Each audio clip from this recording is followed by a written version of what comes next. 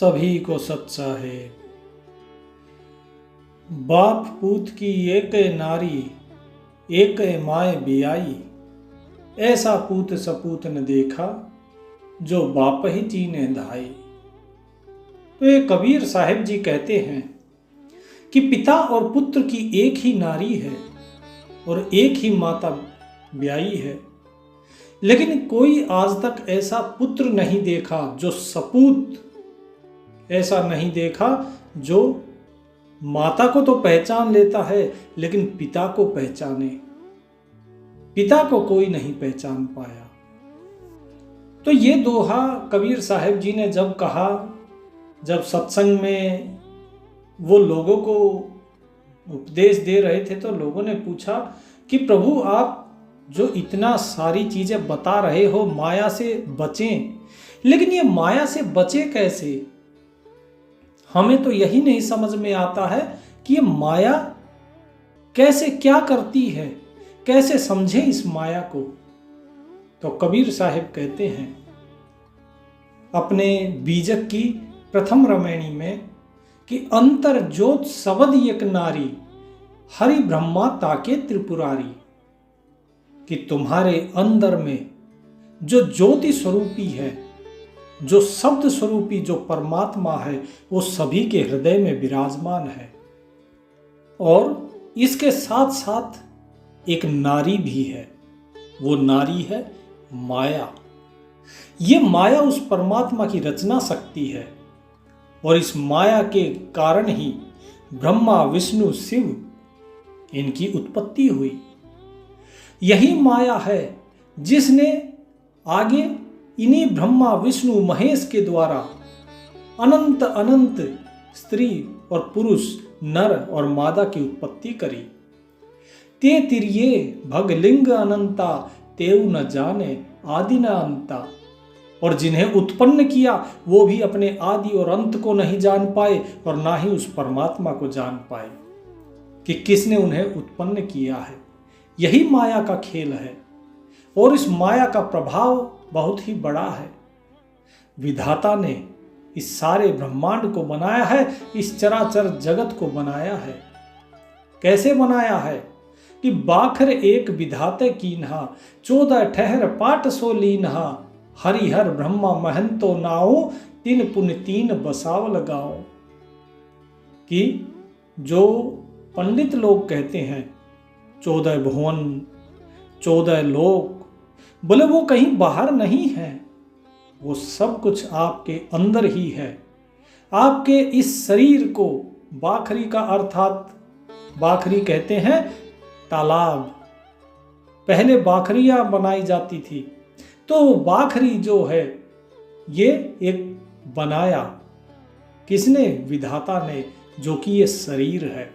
और इस शरीर के अंदर ही उसने 14 लोक 14 भुवन बना दिए।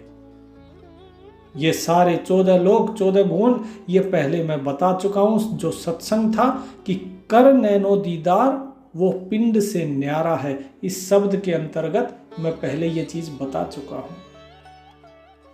इसके बाद जो ब्रह्मा विष्णु महेश थे, ये तीनों ने अलग अलग 3 अपने लोक बनाए, जो कि ब्रह्मलोक, शिवलोक और जो विष्णु लोक वैकुंठ जो कहलाता है। और ये तीनों वहाँ के महंत बने, अर्थात वहाँ के स्वामी बने। ये तीनों ही आपके शरीर के अंदर ही है। जैसे इंद्रिय कमल में जहाँ पे ब्रह्मा जी का स्थान है, उसके ऊपर जब आप चलते हैं तो नाभि कमल, जिसे मणिपुर भी कहा जाता है, वहाँ विष्णु जी का स्थान है, वो वैकुंठ। इसके बाद जब ऊपर चलते हैं तो शिवपुरी, जैसे कि अनाहत चक्र कहते हैं, वहाँ पर शिव जी का स्थान है। इसके बाद बाकी संसार में जो भी कुछ रचना हुई सब माया की ही रचना है। ये जितने यहाँ पर स्त्री पुरुष जो भी कुछ आप देख रहे हैं, ये सब कुछ माया की ही रचना है। लेकिन इस शरीर के अंदर वो परमात्मा विद्यमान है, लेकिन बाहर जो कुछ दिखाई दे रहा है ये सब माया ही है। तो उन्होंने पूछा कि प्रभु, सतगुरु जी आपने जो भी कुछ बताया है साहेब, ये सब कुछ हम सत्य मानते हैं, लेकिन जो ब्राह्मण है, ब्राह्मण कुछ और कहता है, और जो मुसलमान है ये कुछ और कहते हैं। ये कोई अलग रास्ता अपनाते हैं, ब्राह्मण कोई अलग रास्ता अपनाता है, लेकिन आप जो कह रहे हैं हम उसे माने या इन्हें माने? इनके तो नाना दर्शन शास्त्र और पता नहीं क्या क्या है। कोई कुरान पढ़ता है, कोई कुछ पढ़ता है, कोई कुछ पढ़ता है। तो कृपया इस चीज के बारे में बताइए। तो साहिब कहते हैं कि जो आपको मैंने अभी तक बताया कि ब्रह्मा विष्णु महेश ये तीनों जो हैं, इन्होंने ही आगे सृष्टि की रचना करी है, और सब कुछ माया के द्वारा ही इनकी रचना हुई है, जो तुम्हें भ्रम में डालता है। तीन पुनि रचल खंड ब्रह्मंडा, छो दर्शन छाणव पाखंडा, पेटे काहू न वेद पढ़ाया, सुनत कराए तुरक ना आया। कि भाई ये जितने भी खंड ब्रह्मांड, जितना जो भी कुछ तुम देख रहे हो, ये कुछ सब कुछ ब्रह्मा विष्णु महेश का ही रचा हुआ है, इससे बाहर कुछ नहीं है। और जो 6 दर्शन और 96 प्रकार के जो भी पाखंड चल रहे हैं, ये सब मैं पाखंड इसलिए कह रहा हूं क्योंकि ये परमात्मा ने नहीं बनाए, ये सब मनुष्य के बनाए हुए हैं। मनुष्य को जब ज्ञान नहीं होता सच्चा, तो वो अपने आप को प्रतिष्ठित दिखाने के लिए, ज्ञानी दिखाने के लिए अनेक प्रकार की चीजें बनाता है, लिखता है, और लोगों को कहता है कि ये सत्य है। और यही कलयुग का प्रभाव है कि इस कलयुग में यदि असत्य को भी जोर जोर से बोला जाए तो लोग उसे सत्य मान लेते हैं। अन्यथा बताइए, क्या कोई पेट से वेद पढ़कर आया है? नहीं पढ़ा ना। क्या कोई मुसलमान पेट से सुन्नत करा के आया है? नहीं।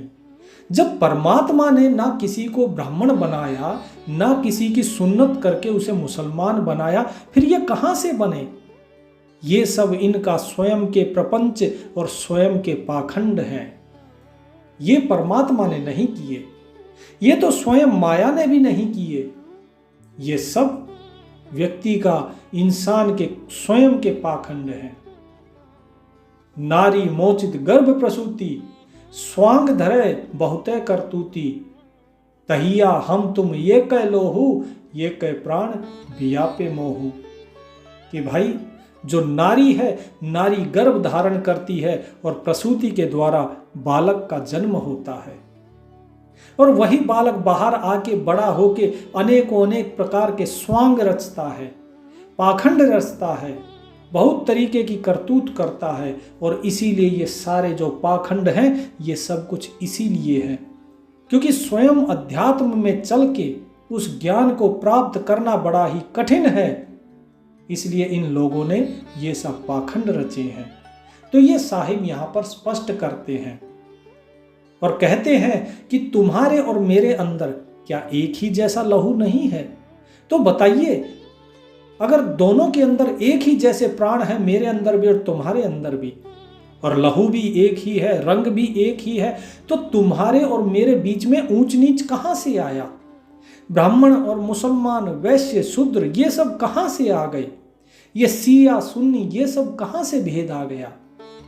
तो हम और तुम एक ही हैं, और हम सभी मानव हैं। एक है जनी जना संसारा, क्यों ज्ञानते भयो निनारा, भव बालक भग द्वारे आया, भग भोग के पुरुष कहा। कि एक ही जनी ने, अर्थात एक ही माता ने इस पूरे संसार की रचना कर दी। अब बताओ, यदि सभी ने एक से ही सबकी उत्पत्ति हुई है, तो फिर अलग अलग ज्ञान कैसे हो गए? क्योंकि अगर किसी की माता एक है तो सभी उसी को ही मां कहेंगे, अलग अलग को तो मां नहीं कहेंगे, क्योंकि पैदा तो एक ही से हुए हैं।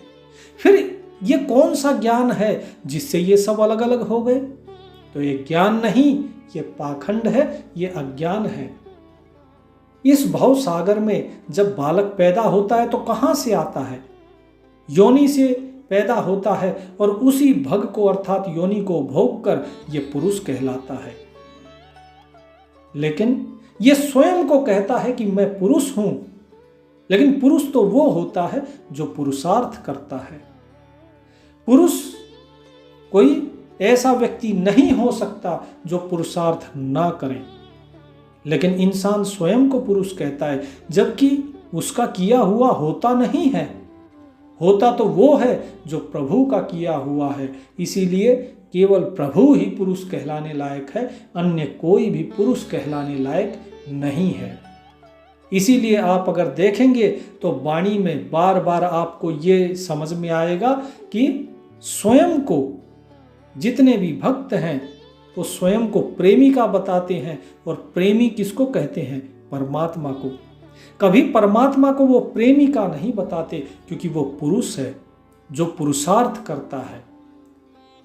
तो क्या कहा कि अवगत की गति काहू न जानी, एक जीव कत कहो बखानी, जो मुख होए जीव 10 लाखा, तो को आए महंतो भाखा।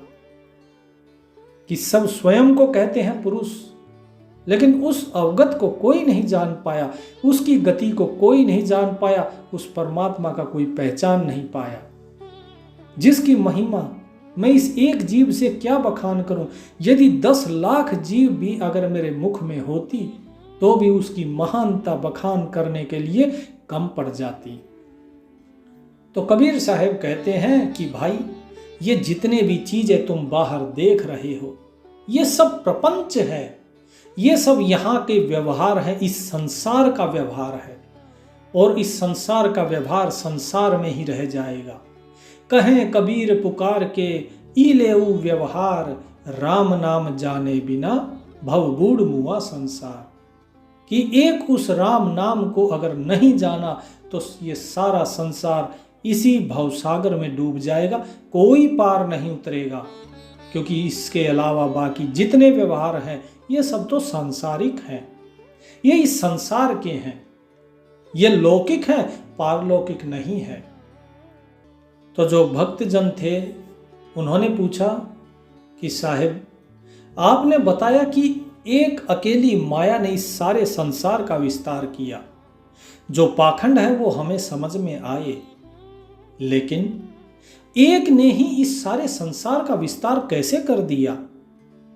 अगर एक ही माया है और माया ने ही इस सारे संसार की रचना करी, लेकिन दूसरी तरफ आप बताते हैं पुरुष एक ही है, तो उन्होंने अकेले ने इस संसार की रचना कैसे कर दी? तो साहिब कहते हैं कि ये बड़ी गूढ़ बात है। जीव रूप एक अंतर्बासा, ये दूसरी रमणी है बीजक की, जिसमें साहिब बताते हैं कि जीव रूप एक अंतर्बासा, अंतर ज्योत कीन प्रकाशा, इच्छा रूप नारी अवतरई, तासु नाम गायत्री धरई। कि सबसे पहले केवल एक अकेला परमात्मा ही था जो इस जीव के अंदर है, और उसी का प्रकाश था। उसने इच्छा प्रकट करी और इच्छा रूपी नारी बनाई, और उसका नाम रखा गया गायत्री। और उसके वही जो माया है उसी का नाम बता रहे हैं यहाँ पे कि वही गायत्री है। और उसने फिर क्या किया? उसने 3 पुत्र उत्पन्न किए। कौन? ब्रह्मा विष्णु महेश। ये तीनों की उत्पत्ति हुई। अब यहां पर देखा जाए तो ब्रह्मा विष्णु महेश जो हैं, ये तीनों के बारे में जब बताया जा रहा है तो ये हैं कौन, इसके बारे में आगे विस्तार से साहिब बताएंगे कि ब्रह्मा विष्णु महेश वास्तव में हैं कौन। तो ये 3 पुत्र बता रहे हैं किसके? उस नारी के। कौन सी नारी? माया। तो माया के ये 3 पुत्र हैं। अब ये 3 पुत्र माया के कैसे हैं ये आगे विस्तार में बताएंगे। तो क्या कहते हैं कि ब्रह्मा ने अपनी माता से पूछा कि माता तुम कौन हो और तुम्हारा पुरुष कौन है? यही नारी के पुत्र 3 भयऊ, ब्रह्मा विष्णु महेश्वर नाऊ। फिर ब्रह्मा पूछल महतारी, को तोर पुरुष केकरी तुम नारी। तो माया ने क्या कहा? माया ने हंसते हुए कहा कि हम तुम हम और न कोई, तुम ही पुरुष हम ही तब जोई। तो माया ने जो ये ब्रह्मा विष्णु महेश थे, इनको अपने प्रभाव में लेने की कोशिश की और कहा कि यहां पर कोई नहीं है, केवल मैं ही एक हूं और एक तुम हो। तुम पुरुष हो और मैं स्त्री हूं। केवल हम ही हैं, हमारे अलावा और कोई पुरुष नहीं है जिसने इस संसार की रचना की हो। तो तब कबीर साहेब जी कहते हैं इस दोहे को कि बाप पूत की एक नारी, एक माए बियाई, ऐसा पूत सपूत न देखा जो बाप है चीने धाई। कि ऐसा कोई सपूत नहीं देखा जो उस पुरुष को जान ले, उस अपने पिता को जान ले, लेकिन उस माया को हर कोई जान रहा है। हर कोई उस माया के बारे में जानना चाहता है, लेकिन उस परमात्मा के बारे में कोई नहीं जानता। तो ब्रह्मा विष्णु महेश ये सब भी सब माया के ही चक्कर में फंसे हैं, सब माया के ही अधीन हो गए। तो फिर आगे पूछते हैं, बोले साहेब अगर ये माया के अधीन हुए तो कैसे हुए और किस प्रकार से माया ने इनको फंसाया, जरा ये विस्तार में बताइए। तो कबीर साहेब कहते हैं, प्रथम आरंभ कौन को भयऊ प्रश्न करते हैं। जो साध संगत है, साध संगत प्रश्न करती है कि प्रथम आरंभ कौन को भयऊ, कि सबसे पहले कौन, किसको शुरुआत हुई सबसे पहले। दूसर प्रगट कीन सो ठय हो, और उसके बाद कौन दूसरा प्रकट हुआ। तो साहेब बताते हैं कि प्रगटे ब्रह्मा विष्णु शिव शक्ति। कि माया तो मैंने बता दिया कि माया को प्रभु ने प्रकट किया, और उसके बाद इस माया ने ही ब्रह्मा विष्णु महेश इनको प्रकट किया। तो प्रगटे ब्रह्मा विष्णु शिव शक्ति, शक्ति अर्थात जिन्हें आप पार्वती कह लीजिए, अद्या कह लीजिए, दुर्गा भवानी कुछ भी कह लीजिए। कि प्रगटे ब्रह्मा विष्णु शिव शक्ति, प्रथम भक्ति कीन जीव उक्ति। प्रगट पानी पवन ओ छाया, बहु विस्तारिक प्रगटी माया। प्रगटे अंड पिंड ब्रह्मंडा, पृथ्वी प्रगट कीन नवखंडा। प्रगटे सिद्ध साधक सन्यासी, ये सब लाग रहे अविनाशी। प्रगटे सुर नर मुनि सब झारी, तेऊ खोज परे सवारी। कि भाई सबसे पहले कौन प्रकट हुआ, सबसे पहले प्रकट किया माया के तीनों गुणों ने, रजोगुण तमोगुण और सतोगुण। इन तीनों ने प्रकट किया किसको, ब्रह्मा विष्णु और शिव को।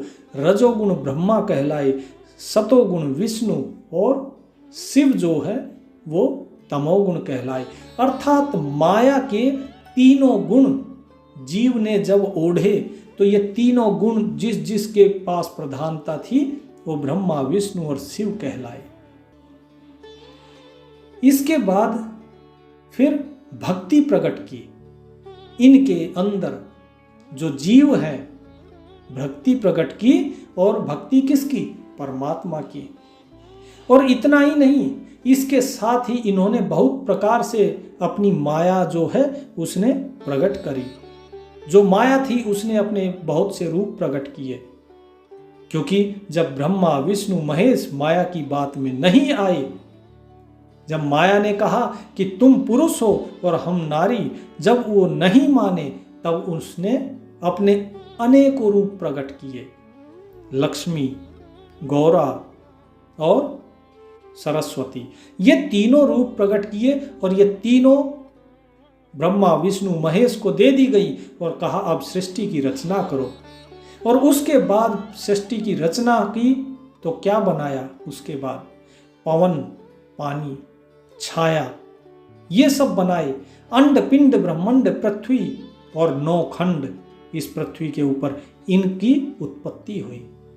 इसके बाद सबसे पहले कौन हुए, सबसे पहले सिद्ध साधक और सन्यासी हुए। ये सिद्ध साधक सन्यासी हुए क्यों, क्योंकि उस वक्त तक स्त्री नहीं बनाई गई थी। तो जब स्त्री नहीं थी तो ये सभी सिद्ध साधक और सन्यासी जो थे ये भक्ति भाव में रहते थे।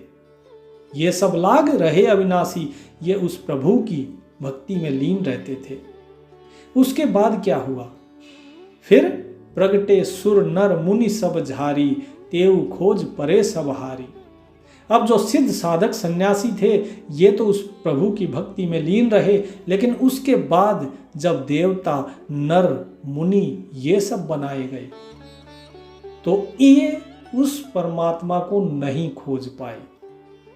ये इस संसार की लोलुपता में लुभा गए, और जब ये इसमें लुभा गए तो अपने स्वरूप का जो ज्ञान था उसका लोप हो गया, उस ज्ञान को ये भूल गए। इस कारण ये उस प्रभु को नहीं पहचान पाए, अपने आत्म तत्व को नहीं पहचान पाए, और जब नहीं पहचान पाए तब क्या हुआ? तब जीव और ईश्वर ये दोनों का भेद आया, और जब जीव और ईश्वर का भेद आ गया तो क्या बने? तो साहिब कहते हैं कि जीव शिव सब प्रगटे, वे ठाकुर सब दास, कबीर और जाने नहीं एक राम नाम की आस। कि इसके बाद जब दुई आ गई, द्वैत आया, लोगों के अंदर अज्ञान आया, वो भूल गए अपने स्वरूप को, वो भूल गए परमात्मा को, तब उनके मन में क्या आया? द्वैत। द्वैत आया तो जो प्रभु हैं उनको बना दिया ठाकुर, और जो जीव था वो बन गया दास।